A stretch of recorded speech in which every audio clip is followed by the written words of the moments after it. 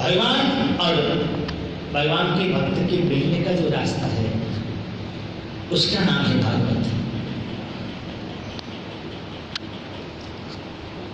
जो प्रभु की मिलने के जो बीच की दूरी है उसका नाम है भागवत, और मिलन है उसका नाम ही है भागवत। भगवान जो करते हैं उसका नाम है भागवत, जो भगवान जो कहते हैं उसका नाम है भागवत, भगवान जो करवाते हैं उसका नाम है भागवत। भागवत के तो करोड़ों अर्थ है।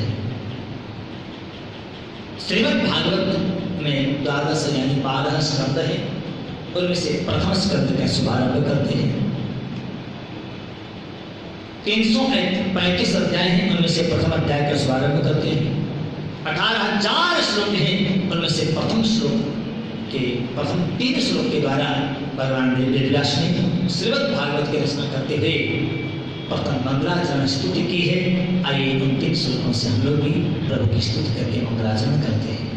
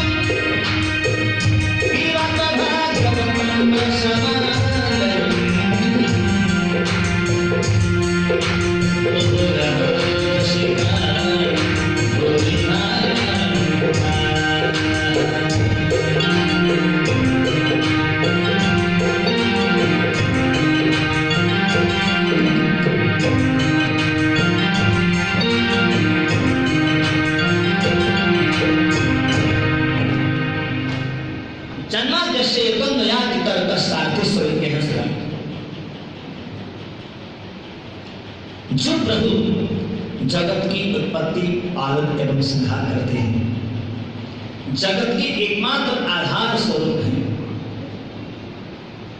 जिनके भ्रिकुटी विनाश मात्र सृष्टि लय हुई। एक भ्रिकुटी के निमित्त से अनंत कोटि ब्रह्मांड उत्पन्न होते हैं और विलय को प्राप्त होते हैं।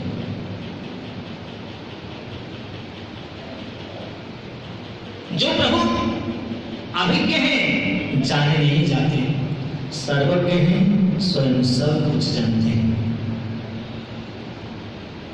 स्वराट अपने आप में स्थित है। विराट सर्वत्र व्याप्त है, किसी के द्वारा उनके आदि अंत का पता नहीं लगाया जा सकता। आदि कवि विधाता ब्रह्मा भी जिनको समझने में मोहियत मोह को प्राप्त होते हैं, जैसे तेजोमय सूर्य रश्मियों में जल का भ्रम होना, जल में स्थल का भ्रम हो जाना, यह प्रभु की माया। त्रिशंदो मृषा, ये सारा संसार सत्व रज तम 3 गुणों से उत्पन्न है। एक झूठ परंतु सत्य जैसा लगता है, सत्यवत भाषित होता है जबकि सत्य नहीं है। न होने के बावजूद सत्य लगता है और दिखता है जबकि है नहीं। न होने के बावजूद दिखता है, सत्य लगता है, और जबकि प्रभु स्वयं सत्य है। धर्म प्रोचित उन प्रभु ने धर्म के बारे में बताया। कैसा धर्म है वो? बोले शिवदम कल्याणकारी है। क्या है वो धर्म? बोले श्रीमद् भागवते महामुनि करते, श्रीमद् भागवत है। किसको कहा? महामुनि करते विधाता ब्रह्मा को बताया। शुश्रूषु लोगों के लिए, जिज्ञासु लोगों के लिए बहुत ही हितकर है। अरे है क्या चीज ये? निगम कल्पतरुर्गलितं फलम्, बीज रूपी कल्प वृक्ष का पका हुआ फल है। तो फिर हम क्या करें? बोले पियो। अरे फल कह रहे पियो,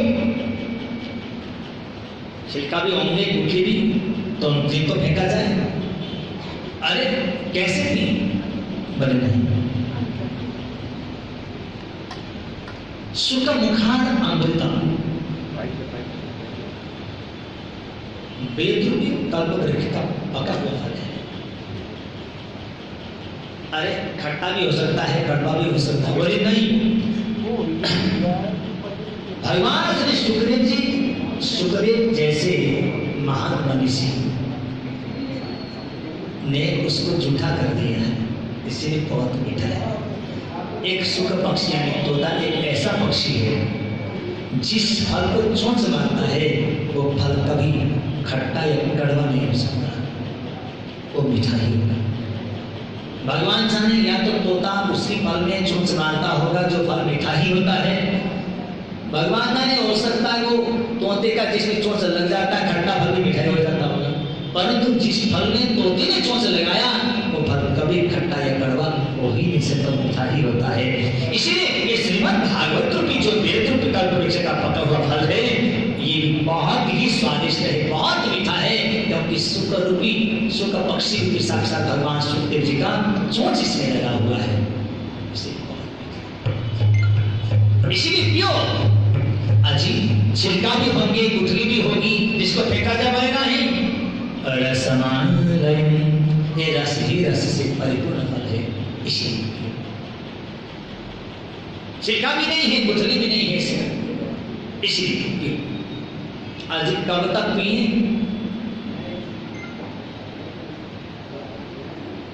आलयम मोक्ष पर्यंतम, जब तक मुक्ति न मिले तब तक पीते ही चलो, पीते ही चलो, पीते ही चलो। अरे कभी तो दया आएगी प्रभु को, जिस दिन प्रभु को दया आएगी उसी दिन प्रभु हमें उठाकर अपनी गोदी में बिठा लेंगे और हमारा बेड़ा ही पार हो जाएगा। इसी बस मत करो, नहीं मत करो, क्या भरोसा।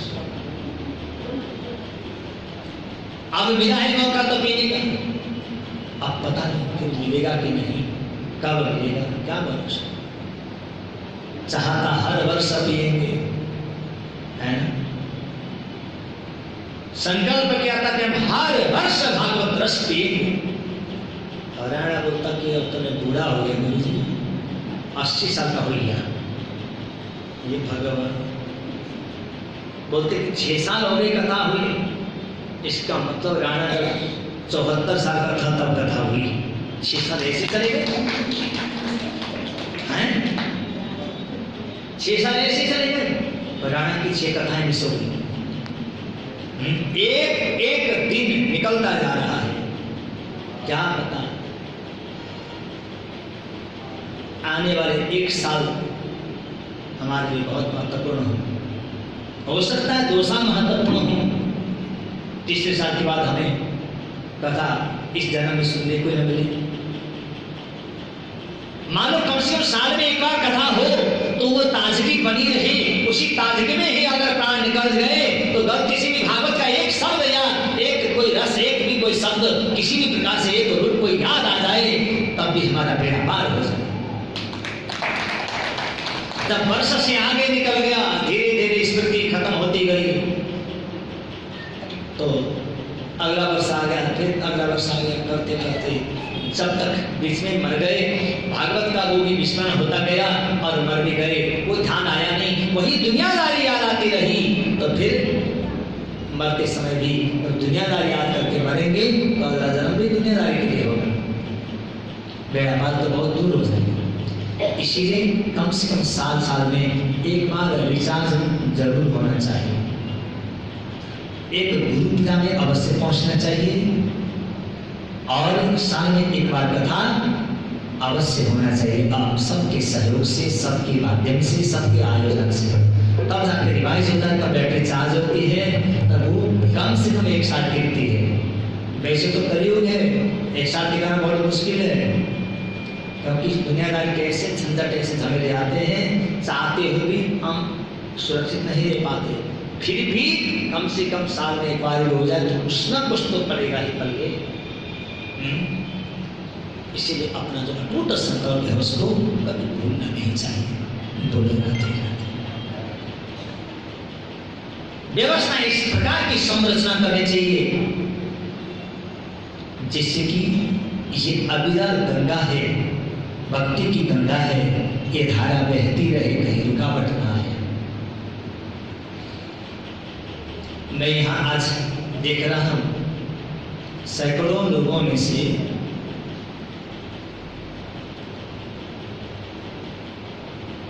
99.9% उपस्थिति 40+ की है, 40 से 90 साल है, और उसमें भी लगभग 80% ऐसे लोग हैं जो 60+ हैं।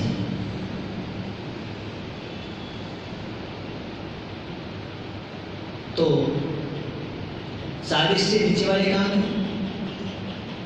मुश्किल से यहाँ 2 तारीख है। कहाँ गए सब? इतने माताएं, इतने बुजुर्ग बैठे हो, सच सच कहना, हम सबके बच्चे हैं, सबके नहीं तो लगभग 50% या 55% के तो लाड़े भी हैं माताओं के, और पुरुषों की लाड़ियां भी हैं, कुछ एक परसेंटेज के नहीं। बच्चे भी लगभग 90% के बच्चे हैं, कुछ एक हैं तो कईयों के हुए नहीं तो कईयों के रहे नहीं, थोड़े से ही। तो वो सब कहाँ गए? पिछली बार जब आप लोग आते थे कथा में, बच्चे साथ होते थे, घर वाला साथ होता था, घरवालियां साथ होती थी, एक नहीं 2-2 लाड़ियां इधर उधर बैठा के बैठते थे, बोलो राधे राधे। पर आज ना एक तीसरे दिख रही ना दूसरी दिख रही है, हैं? और एक बार तो ऐसी भी घटना घटी थी, 5-5 लाड़े साथ लेके भी एक आई थी, बोलते एक सही है, उससे एक सही है, उससे भी एक सही, यानी गलती से बोल लेते थे पर बोलचाल बंद थी। लेटेस्ट जो लाड़ा था उसके साथ बैठी होती थी, जो पुराना लाड़ा था दूसरे कोने में, उससे पुराना लाड़ा तीसरे कोने में, ऐसे भी बैठे हुए यहाँ पर। परंतु ना वो लाड़ी है, ना गाड़ी है, ना लाड़ा है। कहाँ गए सब? एक परिवर्तन क्यों? ना बच्चे हैं, बोलते गुरुजी कमाई करने लगे, अपने अपनी जगह सेटल हो गए। ध्यान देना, अगर तो घर से दूर हैं, अपने गृहनगर से घर से ही दूर हैं, तब तो हो सके तो जो साल में एक बार कथा हो तो 1 हफ्ते की छुट्टी करा के बुलाओ।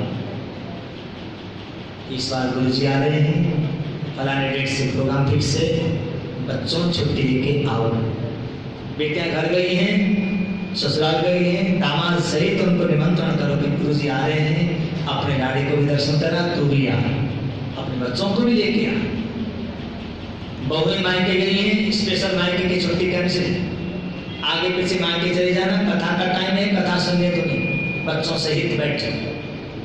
बेटे को बोलो व्यापार हमेशा चलता रहेगा, आज तक हमेशा जिंदगी में व्यापार ही तो किया है, ये मौका बार बार नहीं मिलना, आके बैठ, कथा भी सुन, पूजा भी करा, तेरे व्यापार में भी वृद्धि होगी। अनेक प्रकार से बच्चों को पहले से प्रिपेयर करो, तैयार करो।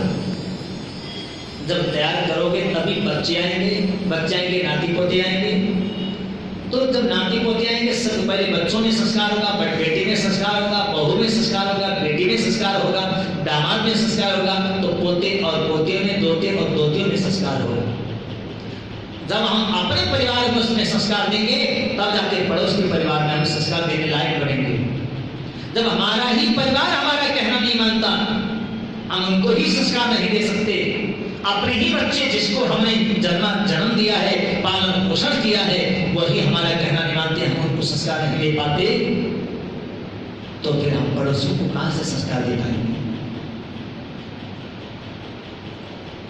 समाज सुधार और धर्म का काम पहले खुद अपने अंदर से, फिर अपने परिवार के अंदर से होता है। बोलो राधे राधे। तो इसी आज के समय में अगर इसी ढंग से चलता रहा, तो जब तक यहां बैठी हुई संख्या अथवा इसी प्रकार की कुछ और इतनी ही संख्या, 2-4 इतनी ही संख्या, यानी 40 प्लस या 60 प्लस के लोग जब खत्म हो जाएंगे, तो क्या इस कार्य को संभालने वाला दुनिया में कोई नहीं होगा? इसका मतलब तो ही हो। यद्यपि धर्म का काम, भगवान का काम हमेशा चलता रहेगा, फिर भी इसको संभालने का दायित्व हम सब के कंधे पर है। और ये धर्म के लिए नहीं, भगवान के लिए नहीं, अपने लिए। क्यों? बच्चों में धर्म का संस्कार, भक्ति का संस्कार, दान का संस्कार, कर्तव्य का संस्कार, निष्ठा का संस्कार, समाज सेवा, धर्म कर्म परायण होने का संस्कार बच्चों में नहीं आएगा, तो हमारे मरने के बाद बच्चे हमारे लिए 1 कौड़ी का दान भी करेंगे कभी? क्या हमारे लिए कोई 1 तीर्थ व्रत भी करेंगे? क्या भागवत में आके हमारे लिए भंडारा भी देंगे? भागवत कराना तो बहुत दूर की बात रही। इसीलिए बच्चों को जब तक संस्कार नहीं दोगे, तब तक बच्चे धर्म के लाइन में नहीं आ पाएंगे। बिगड़ने का लाइन हो तुरंत चले जाएंगे। कोई हीरो नाच करके नंगा नाच कर ले या पटल में, तो अभी सब आपके बच्चे, नाती पोते, दोते दोतियां सब जहां जहां दूर हैं, बोले पापा जी मैं आ रही हूँ। बोले क्या हुआ बेटा? बोले पटना में फलानी हीरोइन नाचने की रहा है, उसको देखने के लिए टिकट बुक करा लिया हमने पहले से इंटरनेट से। बस आपको पहले फोन कर देगी, पापा जी मेरे लिए ना फलानी सूट ला के रख लेना बाजार से, फलानी टेलर के पास मेरा नाम पड़ा हुआ, उसको सिलवा देना, फलाना डेट को आ रही। और सुनो दामाद जी की भी ला देना, और सुनो आपके दोतियों की भी ला देना। मम्मी जी मेरे लिए ये खाने के लिए तैयार रख लेना, और दामाद के लिए ये रख लेना। बस पहले फोन आएगा बेटी का। और मायके गई हुई बहू बोलती, पापा जी मैं भी आ रही हूँ। बोले क्या हुआ? बहू तो तुम 2 महीने के लिए मायके गई थी। बोले नहीं 2 महीने के लिए गई थी ना, 2 दिन में वापस आ रही क्योंकि फलाना हीरो आ रहा है। देखो, हीरो और हीरोइन का चक्कर हो तो मायका भी छूट जाता है, ससुराल भी छूट जाता है, सब कुछ छूट जाता है। टाइम भी निकलता है, ऑफिस से छुट्टी भी मिल जाती है, दुकान से भी बस शटर में ताले लग जाते हैं। फिर तो नौकरी जाने का खतरा भी नहीं रहता। और जब भगवान की वारी हो, गुरु की वारी हो, तो उसमें नहीं जी नौकरी का चक्कर है, नहीं जी ससुराल वाले नहीं बेचते, नहीं जी मायके चली गई है, नहीं जी व्यापार में घाटा पड़ जाएगा। बस कारण ये हमारा अपना संस्कार है, संस्कार की कमी की वजह से। इसीलिए संस्कार देना माँ बाप का कर्तव्य है। कोशिश करो, अगर बच्चे स्कूल में भी हैं तो एक हफ्ते की छुट्टी कराओ, छुट्टी करा के कथा में बैठाओ, चलो साथ ही संस्कार मिलेंगे।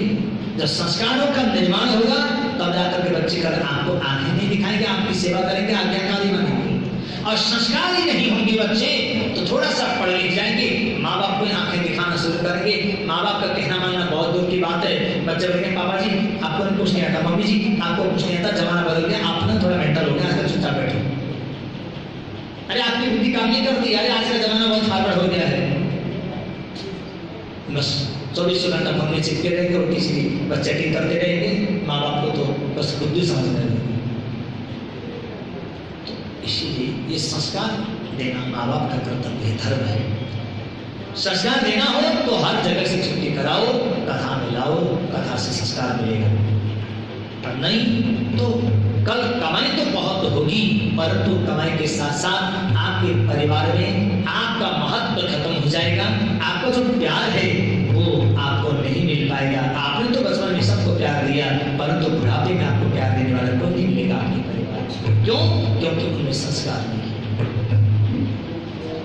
संस्कार बचपन से निर्माण करना पड़ता है। बोलो राधे राधे। इसीलिए बस मत करो, रहने मत दो। अरे बहुत सुन लिया कथा, बहुत हो गई कथा, अब तो हो गया कि पेट भर गया कथा से। समझो उसने भागवत को नहीं समझा। भागवत तो जितना सुनेगी उतना ही अतृप्ति का अनुभव होना चाहिए। जितनी कथा सुने और अतृप्ति, जितना पिएंगे उतने ही और पीने की इच्छा होगी। इसीलिए खूब पीते ही चलो, जब तक मुक्ति न मिले तब तक पीते ही चलो। आलयम मोक्ष पर्यंतम, जब तक मुक्ति न मिले तब तक पीते चलो। ऐसे रस स्वरूप, कल्याण स्वरूप, सत्य स्वरूप, धर्म स्वरूप परमात्मा का हृदय में हम ध्यान करते हैं। उनके चरण कमलों में हम कोटि कोटि प्रणाम करते हैं। मुहुरहु रसिका भुवि भावुका है, बहुत मीठा है।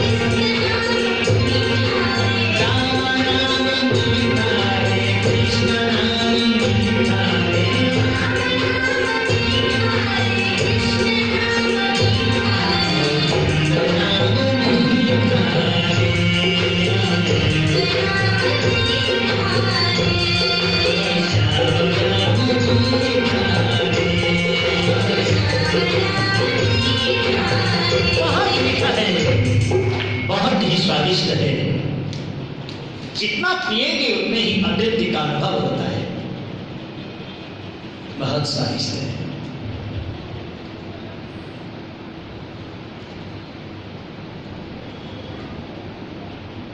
नैमिषारण्य का 52 नक्षत्र सोन आदि 88,000 ऋषि मुनि करोड़ों वर्षों में पूरा होने वाले यज्ञ का व्रत लेकर के बैठे हैं।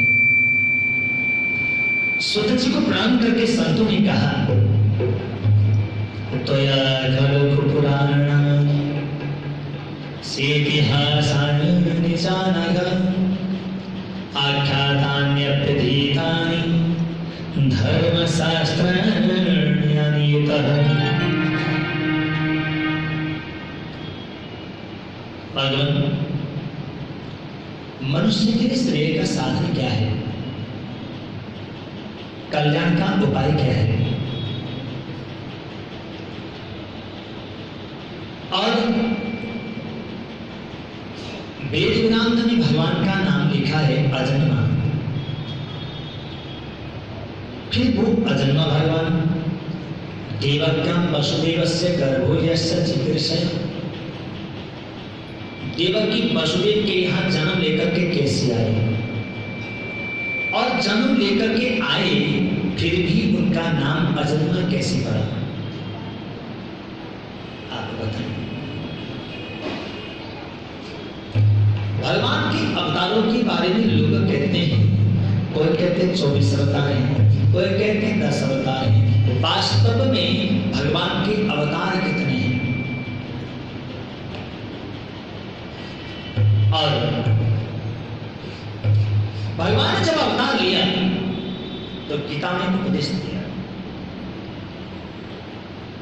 गीता में उपदेश देते हुए कहा, धर्म संस्थापनार्थाय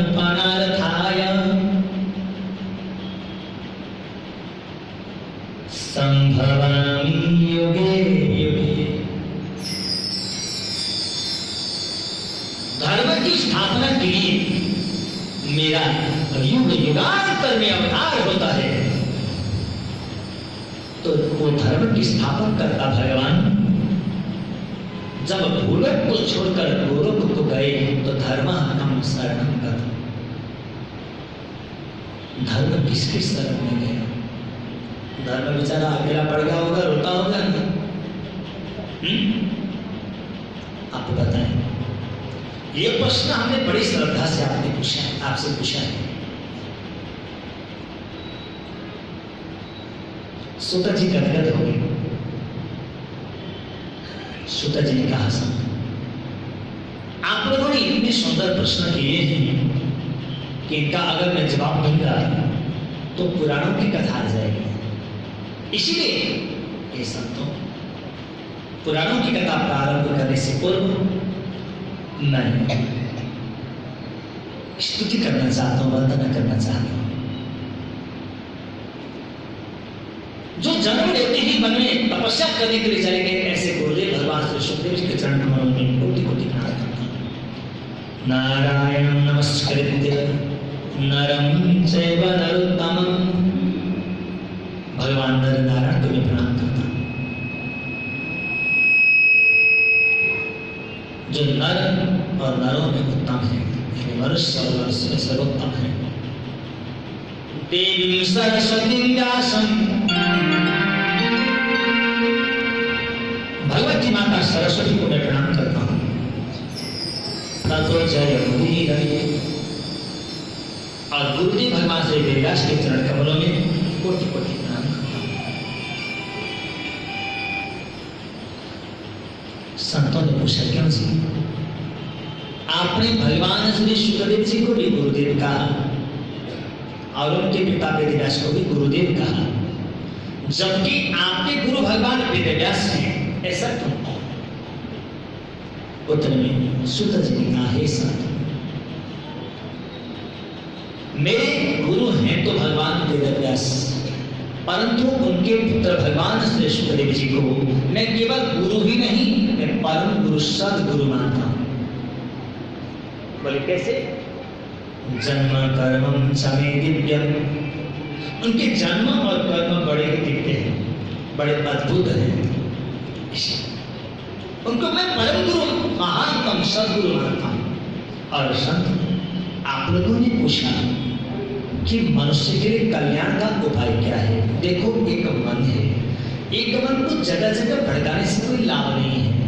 एक मन को अपने एक प्रभु के चरणों में लगाए। एक साधे सब सधे, सब साधे सब जाने। भगवान श्री राम रामचरितमानस में कहते हैं, सबसे ममता का बटोरी, सब जगह से ममता की डोरी को काट करके लेकर के आओ और मेरे चरणों से बांध दो।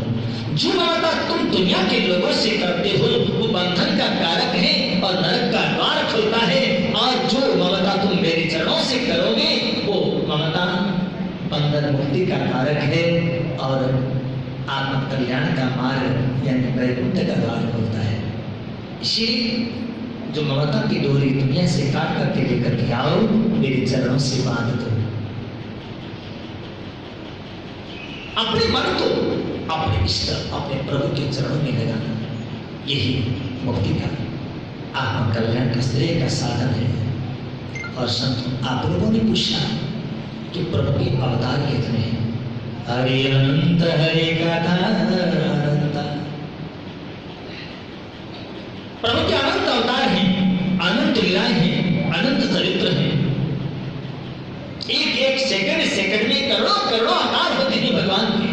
फिर भी मुख्यतः प्रभु के 24 अवतार धर्मशास्त्रों में बतलाए गए हैं। प्रभु का प्रथम अवतार सनकादिक अवतार है, सनक सनंदन सनातन सनत कुमार। द्वितीय अवतार 12, तृतीय नारद, चतुर्थ नर नारायण, पांचवा कपिल, छठा दत्तात्रेय, सातवां यज्ञ, आठवां ऋषभ, नौवां पृथु, 10वां मत्स्य, 11वां कुर्म, 12वां धन्वंतरी, 13वां मोहिनी, 14वां नरसिंह, 15वां वामन, 16वां परशुराम, 17वां भगवान वेदव्यास का अवतार, 18वां भगवान श्री रामचंद्र का अवतार, 19वां बलराम, 20वां प्रभु श्री कृष्ण का अवतार, 21वां हरि, 22वां हंस, 23वां बुद्ध और 24वां कल्कि। ये 24 अवतार धर्म शास्त्रों में मुख्यतः बतलाए गए हैं। उनमें से 22 अवतार हो चुके हैं, 2 अवतार शेष हैं। उस समय की बात थी। और आज के समय में प्रभु का 23वां अवतार भी हो चुका है, बुद्धावतार। केवल 24वां कल्कि अवतार शेष है। कलयुग के अंत में जब पाप अत्यधिक बढ़ेगा, मनुष्यों के लिए खाने के लिए कुछ नहीं बचेगा, मनुष्य मनुष्यों को खाने लग जाएंगे। मनुष्यों की परम आयु 20 और 25 वर्ष ही शेष रह जाएगी। मनुष्यों का कद मात्र 1 हाथ का रह जाएगा। मनुष्यों के लिए कुछ नहीं बचेगा। माताएं बच्चे उत्पन्न करके खाने लग जाएंगी। जब घोर कलियुग आएगा, तो ऐसे घोर कलिकाल में संभल नामक ग्राम में विष्णु यशस नाम के ब्राह्मण के घर भगवान श्री बालकृष्ण प्रभु कल्कि के रूप में अवतार लेकर के आएंगे और श्याम कर्ण घोड़े के ऊपर बैठ करके मात्र 24 घंटे के अंदर सारी पृथ्वी की परिक्रमा करके सारे पापियों का वध करके धर्म की स्थापना करेंगे। बोले कल्कि भगवान की। जिस दिन भगवान अवतार लेकर के आएंगे वह दिन होगा अक्षय नवमी का दिन, और जिस दिन धर्म की स्थापना करेंगे वह दिन होगा अक्षय तृतीया का दिन। उसी दिन से सत्ययुग प्रारंभ हो जाएगा। बोले कल्कि भगवान की।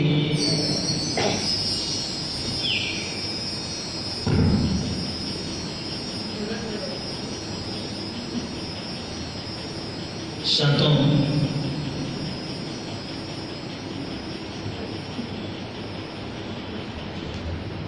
इन 24 अवतारों में 2 अवतार सर्वश्रेष्ठ हैं, पूर्णावतार हैं, राम और कृष्ण का अवतार। आज बाकी सब अंशावतार हैं, 2 पूर्णावतार हैं। संतों ने पूछा क्यों जी ये वेदव्यास किसके पुत्र हैं? उन्होंने श्रीमद् भागवत की रचना क्यों की? इनके पुत्र श्री सुखदेव जी के बारे में तो बड़ा संदेह होता है। बोले कैसे? सर्वोदोहन मात्रम ही गृहेषु गृहमेधिनम्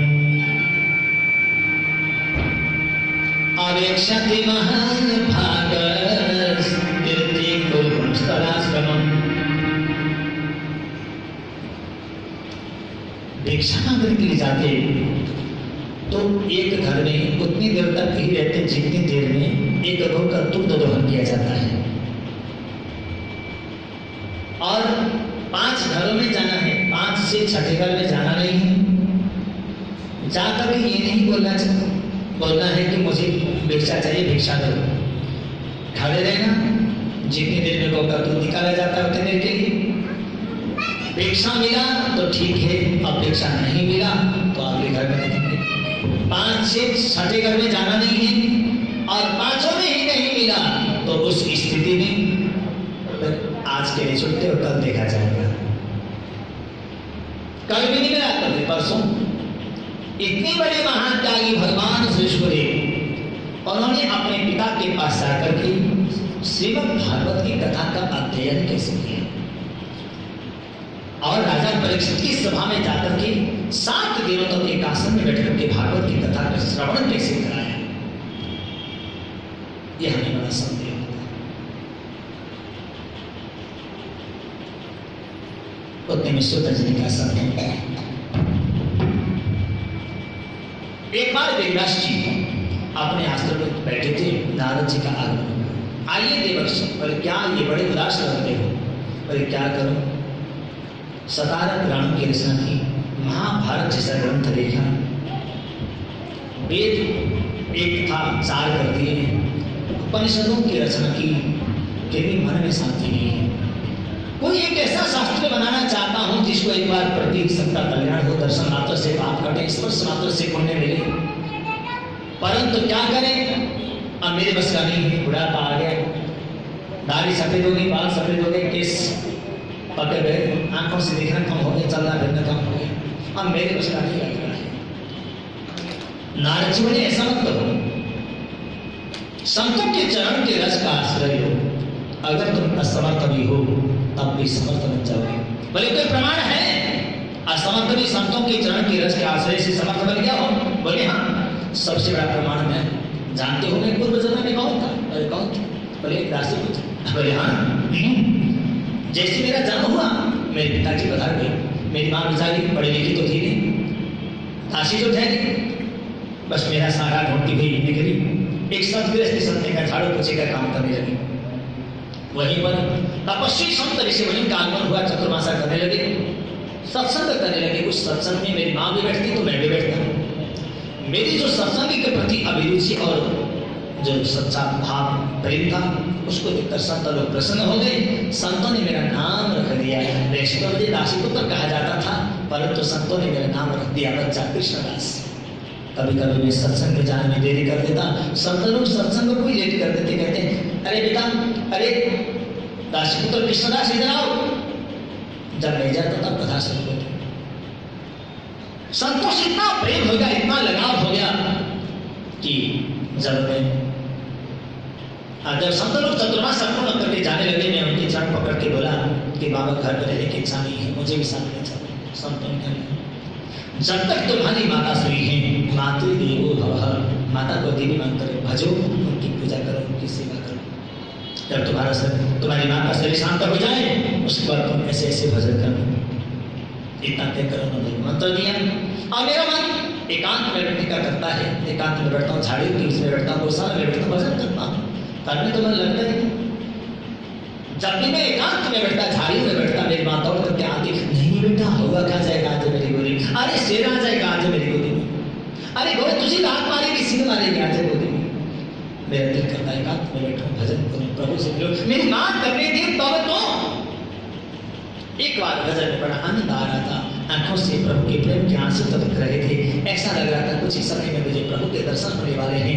उतने में न जाने मेरी माँ कहाँ से दौड़ करके आई, नहीं नहीं बेटा यहाँ मत बैठना, तुझे शेर खा जाएगा, आज मेरी गोदी में। इतना कहकर गोदी में उठा करके लेकर के चले। मुझे बहुत बुलानी हुई। हे भगवान, जब तक ये माँ रहेगी तब तक मुझे आपसे मिलने नहीं देगी। ये माँ जल्दी जल्दी बता जाए तो ठीक है, ऐसी भावना। यद्यपि ऐसी भावना आनी नहीं चाहिए थी, प्रभु की मर्जी आगे सो आगे। उसी दिन शाम को मेरी माँ गौरव को घास डालने के लिए गई, तो घास में बैठे हुए किसी सर्प ने मेरी माँ के चरण को डस लिया और मेरी माँ का शरीर शांत हो गया। जैसी माँ मरी, जोर जोर से रोया। बोले क्यों रोई? आपने तो कहा था माँ चली जाए तो मर जाए तो ठीक है, मरी तो रोई क्यों? बोले हाँ, जब मैं रोया ना, मेरे दोनों आंखों से दो प्रकार के आंसू निकले। बोले कैसे? दाहिने आंख से ठंडे आंसू, बाएं आंख से गर्म आंसू। प्राणी जब दुखी होकर के रोता है, उसके आंखों के आंसू होते हैं गर्म, और खुशी में जब आंसू आते हैं वो होते हैं ठंडे। मुझे दुख भी था, कष्ट भी था, खुशी भी थी। दुख इस बात का था, जन्म देने वाली माँ पधार गई, और खुशी इस बात की थी कि अब बेटा की गदौड़ी हो लेगी, अब भगवान का भजन करूंगा, भगवान से मिलूंगा, इस बात की खुशी थी। इसीलिए मेरे दोनों आंखों से दो प्रकार के आंसू निकले। मैं माता के क्रियाक्रम संपन्न करने के पश्चात मैं वहां से सीधे उत्तराखंड की ओर गया और हिमालय पर्वत में जाकर भजन करने लगा। भजन करते करते करते करते करते करते करते करते मेरा मन प्रभु में रह गया। अब मेरे हृदय में एक सेकंड के लिए प्रभु की झांकी प्रकट हो गई। प्रभु के दर्शन मैं बड़ा प्रसन्न था। उसी समय एक सेकंड के अंदर ही प्रभु की झांकी मेरे हृदय से गायब हो गई, अंतर्ध्यान हो गई। मैं हड़बड़ाहट के साथ ऐसे नेत्र खोला, प्रभु को न पा करके हे प्रभु, हे प्रभु, हे प्रभु आप कहाँ हो?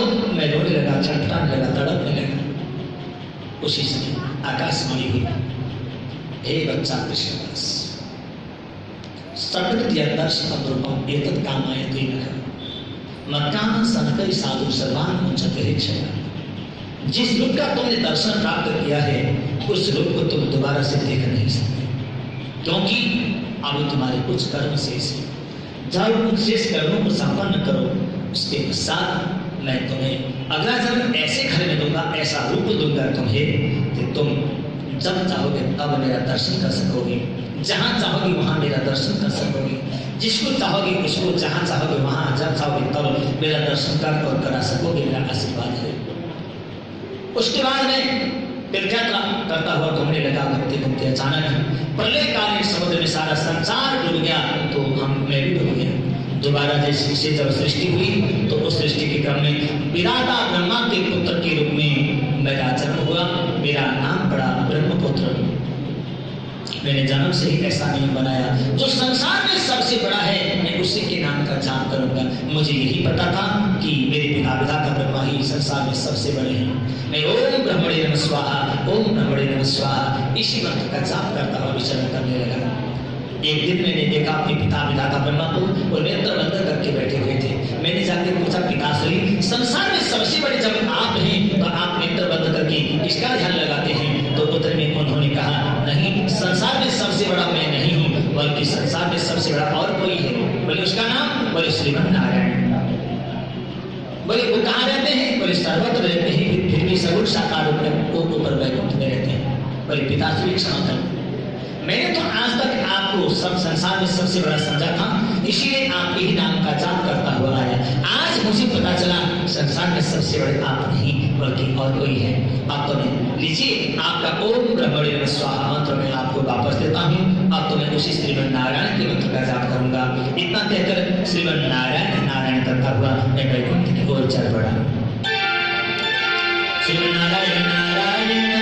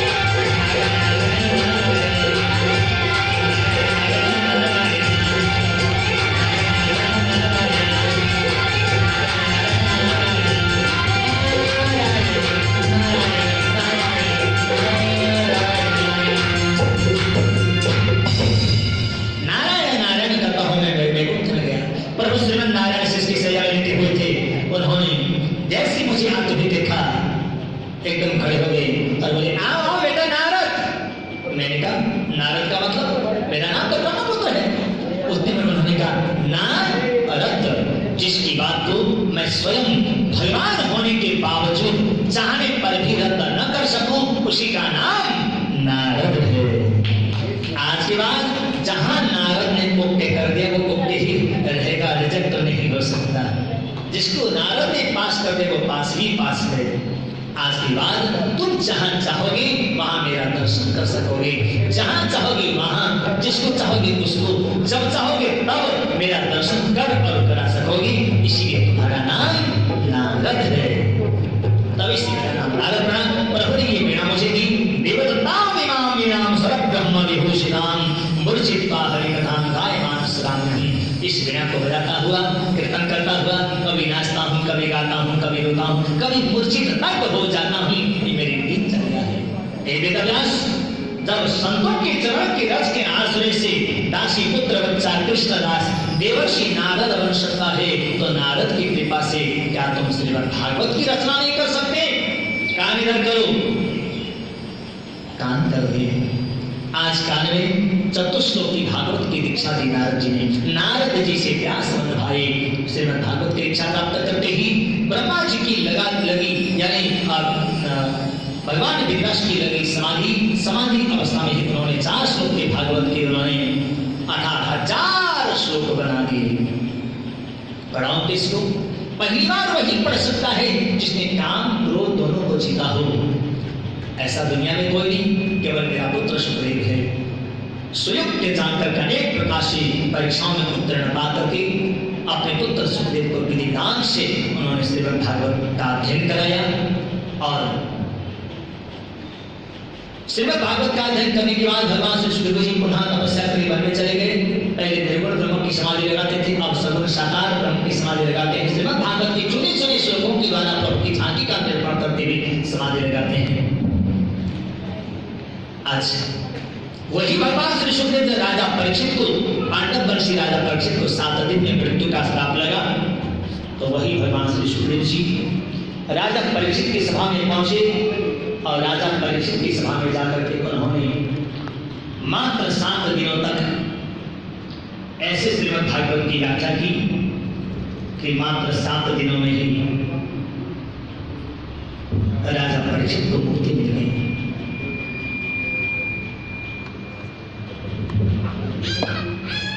आज 7 दिनों में ही राजा परीक्षित को मुक्ति मिल गई।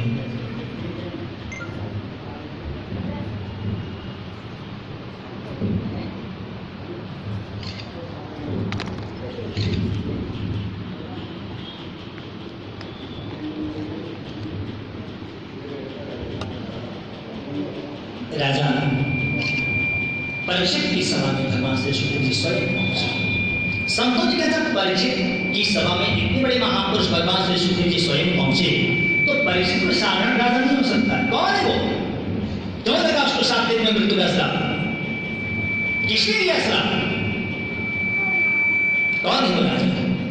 कृपया वो आप बतलाएं।